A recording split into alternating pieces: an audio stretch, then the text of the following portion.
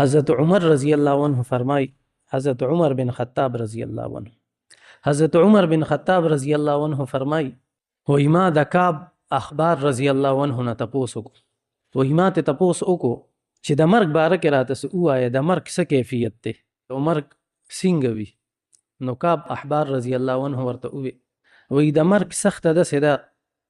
چې کله د انسان په بدن کې یوه کانټېداره اونه خښه شوې وي او د هغې شاخونه